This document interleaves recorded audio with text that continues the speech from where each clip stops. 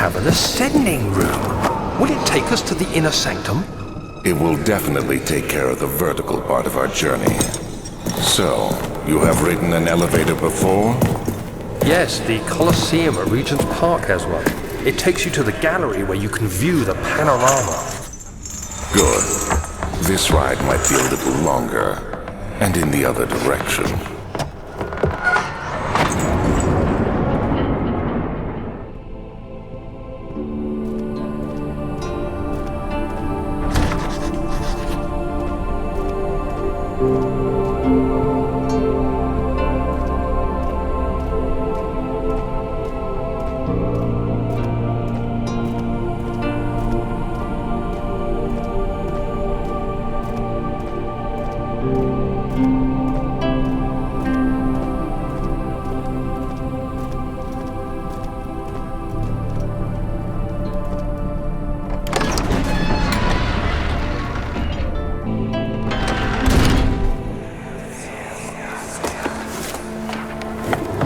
My journal is gone.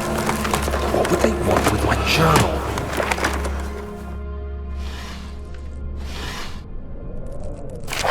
July 2nd, 1839.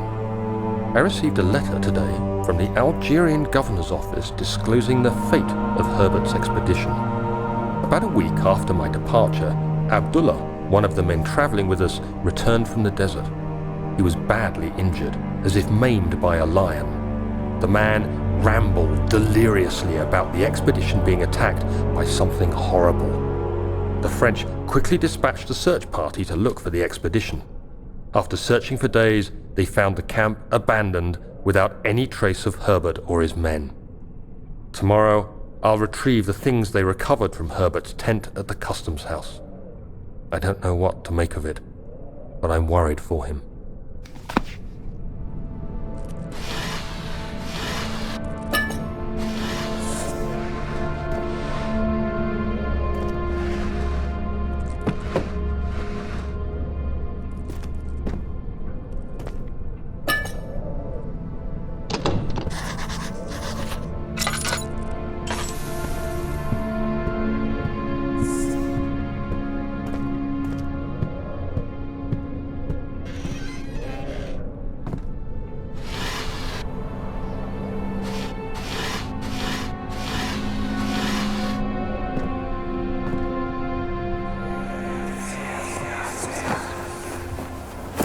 Daniel? What? Still having nightmares, I see. Yes, I can't shake them. They come every night. We'll put a stop to them. You'll see.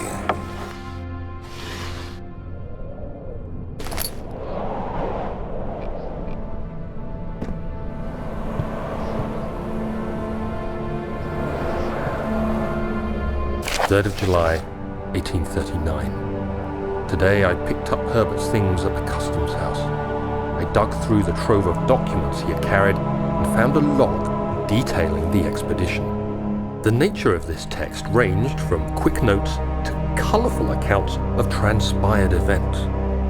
I skimmed the pages, trying to figure out what might have happened. May 17th, the day I was trapped inside the orb chamber, Herbert dryly states, "Recovered Daniel after 1 hour of entrapment." This confused me greatly. I was suffocating within minutes. How could I have lasted an hour? I continued reading the peculiar text. Herbert states his facts without judgment or passion, but suddenly I could read frustration into his text. He pushed his men to investigate the underground tomb, an effort which seems to have strained the minds of his men. Madness spread through the ranks, and Herbert had to take some extreme measures to continue. He finally visits the chamber himself, where he retrieves the orb to the surface. His account confuses me greatly. If he has the orb, what are those pieces in my drawing room?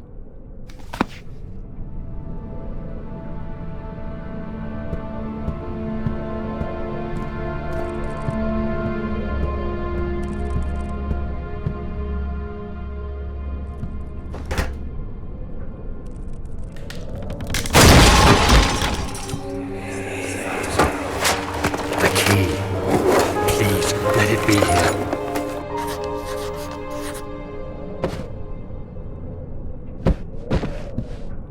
4th of July, 1839. It's done! The orb is assembled. I was awakened by an exhausting nightmare. Shaking and sweating, I retired to the drawing room with a cup of tea. The relic pieces lay spread across the table as I'd left them, but somehow I knew how it was supposed to be. I fetched the tar, which I had prepared to fix the pieces together, and without fault I joined them, producing the orb I remembered so clearly. The tar proved unnecessary. It was pushed out from the joining pieces as they merged on their own, with no adhesive.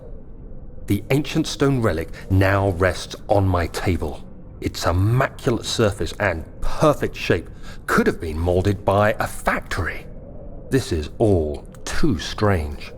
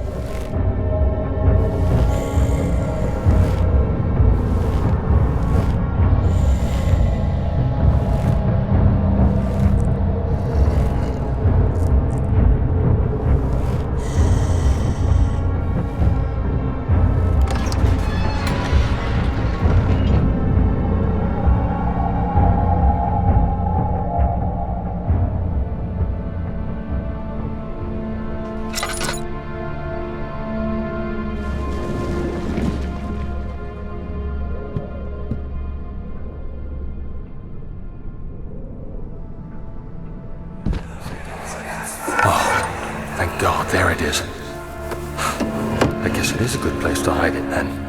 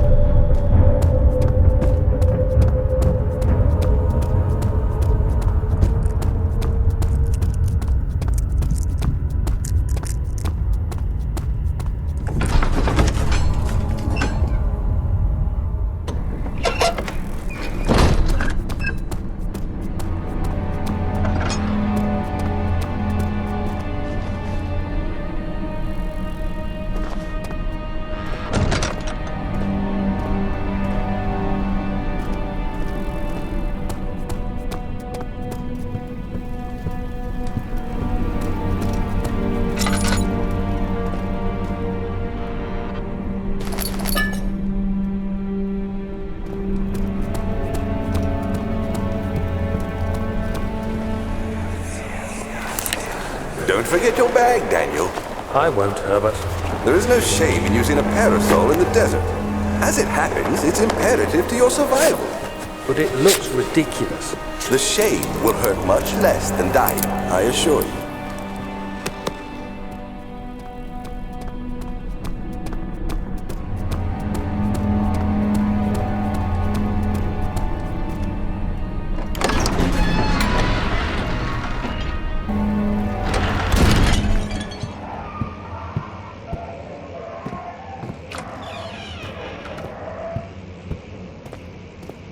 There's nothing left.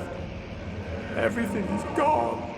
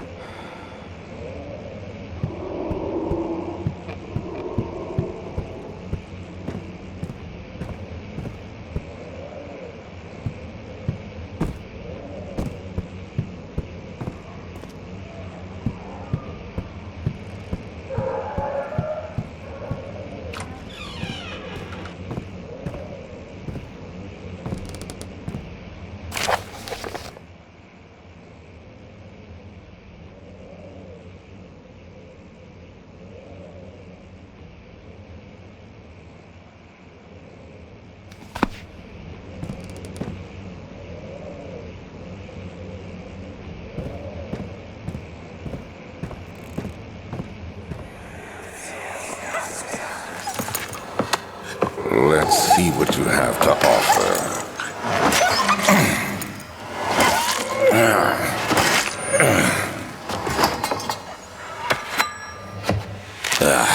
What a mess. I should have sharpened the saw, but I can sense it. It's definitely there.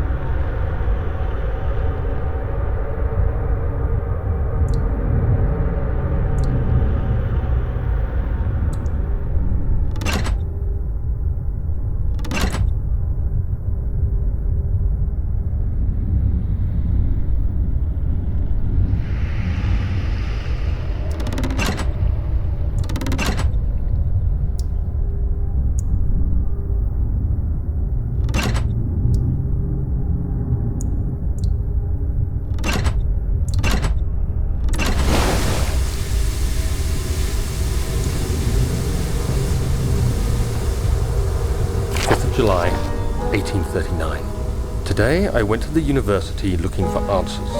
I was able to sneak into Herbert's office and pick up an address book along with some relevant textbooks. Professor Taylor at the Faculty of History was very helpful, and I managed to approach the subject of the orbs. The most interesting aspect was the prevalent trace they had left in our culture. The mythic orbs may, in fact, have inspired the globus cruciger, which so many royal regalia holds to this day. In ancient times, the orbs were held by priests as a symbol of the sun and its power. As I was leaving, I overheard a disturbing conversation. Sir William Smith, the geologist, was killed last night. Less than a fortnight had passed since I'd asked for his expertise. I know it's silly, but I can't help feeling responsible somehow.